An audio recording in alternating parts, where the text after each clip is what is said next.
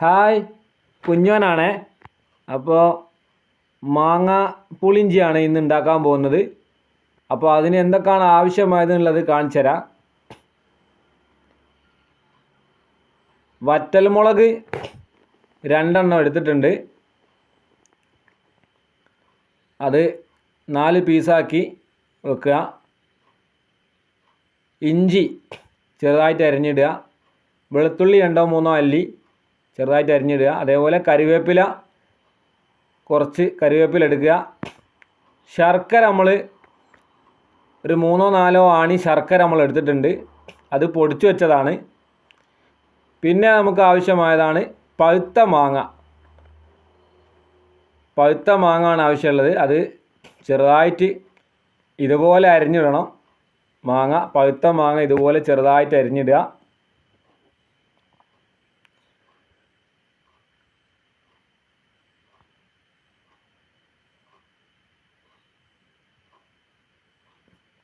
ഇനി ചട്ടി അടുപ്പത്ത് വെച്ചിട്ടുണ്ട്.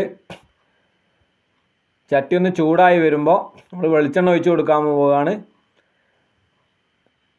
ചട്ടി ഹീറ്റായിട്ടുണ്ട്. നമ്മൾ വെളിച്ചെണ്ണ ഒഴിച്ച് കൊടുക്കുക. വെളിച്ചെണ്ണ ഹീറ്റായി വരുമ്പോൾ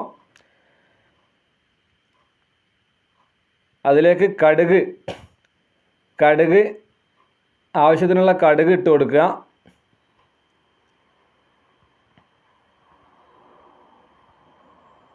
നന്നായിട്ട് റെഡിയായി വരട്ടെ. നന്നായി ഒന്ന് ചെറുതായിട്ടൊന്ന് ഇളക്കി കൊടുക്കുക. എന്നപ്പോൾ പൊട്ടാൻ ബാലൻസ് ഉള്ളതൊക്കെ ഒന്ന് പൊട്ടി റെഡിയായി കിട്ടും. പിന്നെ നമ്മളതിലേക്ക് ഇഞ്ചി വെളുത്തുള്ളി ഇട്ട് കൊടുത്തു.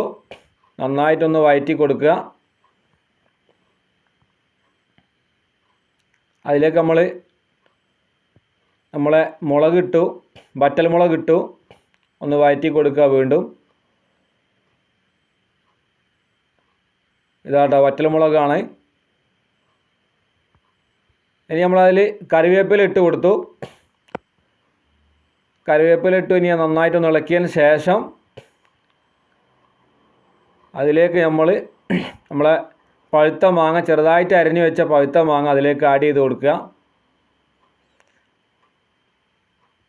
നല്ല മധുരമുള്ള മാങ്ങാണ്. നല്ല പഴുത്ത മാങ്ങാണ്. അതിലേക്ക് ആഡ് ചെയ്ത് കൊടുക്കുക. നന്നായിട്ട് ഇളക്കി റെഡിയാക്കി മിക്സ് ചെയ്തെടുക്കണം. കടുകും മുളകും കറിവേപ്പിലയും ഇഞ്ചിയും വെളുത്തുള്ളിയും അത് നന്നായിട്ട് യോജിപ്പിച്ചെടുക്കണം. നന്നായിട്ട് ഒരു തവി എടുത്തിട്ട് നന്നായിട്ട് ഇളക്കി റെഡിയാക്കുക. അതിന് ശേഷം അതിലേക്ക് നമ്മൾ ഒരു ശകല ഉപ്പ് അതിലേക്ക് ഇട്ട് കൊടുക്കുക. കുറച്ച് മഞ്ഞൾപ്പൊടി ഇട്ട് കൊടുക്കുക. ഒരു സ്പൂണ് മുളക് പൊടി ഇട്ട് കൊടുക്കുക. എന്നിട്ട് അത് നന്നായിട്ട് ഇളക്കി കൊടുക്കണം. അത് നന്നായിട്ട് ഇളക്കി യോജിപ്പിച്ചെടുക്കണം. അതിന് ശേഷമാണ് നമ്മളെ ശർക്കര പൊടിച്ചു വെച്ചത് അതിലേക്ക് ആഡ് ചെയ്യുകയാണ്. ശർക്കര പൊടിച്ചു വെച്ച് അതിലേക്ക് ആഡ് ചെയ്ത് കഴിഞ്ഞു. ഇനി അത് നല്ലവണ്ണം ഇളക്കി യോജിപ്പിച്ചെടുക്കണം. പരസ്പരം യോജിപ്പിച്ചെടുക്കണം. അപ്പോൾ ഇതിൽ വെള്ളം ഒഴിക്കാൻ പാടില്ല. ഈ പറഞ്ഞ കാര്യങ്ങൾ മാത്രമേ ഇതിൽ ആഡ് ചെയ്യാൻ പാടുള്ളൂ. ഓട്ടോമാറ്റിക്കലി അത് ലൂസായി ഇതേ രൂപത്തിലായി വരും. കാരണം മാങ്ങയിൽ നല്ല വെള്ളമുള്ളത് കൊണ്ട്, ഓൾറെഡി മാങ്ങയിൽ വെള്ളമുള്ളത് കൊണ്ട് ഇത് ഈ രൂപത്തിലായി നമുക്ക് കിട്ടും. വെള്ളം ഒഴിക്കാൻ പാടില്ല. പിന്നെ ശർക്കര അലിയുമ്പോൾ അതും ഒരു ചെറിയ പാനീയമായി മാറുമല്ലോ. അപ്പോൾ ഈ രൂപത്തിലായി വരും. ഇനി അത് നന്നായിട്ട് ഇളക്കി യോജിപ്പിച്ച് ഒടിയാത്ത മാങ്ങ പീസുകളെല്ലാം നന്നായിട്ട് ഒടിച്ചെടുത്ത് ഒരു കുഴമ്പ് രൂപത്തിലാക്കിയെടുക്കണം. തീ കുറച്ച് വെക്കണം. ചെറിയ തീയിൽ നമ്മൾ ചെയ്യേണ്ടതുള്ളൂ. കാരണം തീ കൂടിക്കഴിഞ്ഞാൽ അടിയിൽ പിടിക്കുന്നതാണ്. അടിയിൽ പിടിച്ച് കഴിഞ്ഞാൽ പിന്നെ അതിന് ടേസ്റ്റ് കാര്യങ്ങളൊക്കെ വേറെ രൂപത്തിലായി പോവും. ആഹാ, അത് കാണുമ്പോൾ തന്നെ വായിൽ വെള്ളം ഊറുന്നുണ്ട്.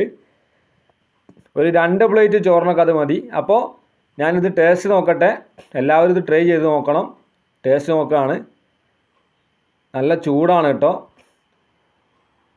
അപ്പോൾ ഏതായാലും നല്ല ടേസ്റ്റിയാണ്. ഞാനൊന്ന് കഴിച്ചു നോക്കട്ടെ. ചൂടുള്ളത് കൊണ്ട് കുറച്ച് ഞാനൊന്ന് ടേസ്റ്റ് നോക്കാൻ എടുക്കുകയാണ്. ആവ് അടിപൊളി സൂപ്പറായിട്ടുണ്ട്.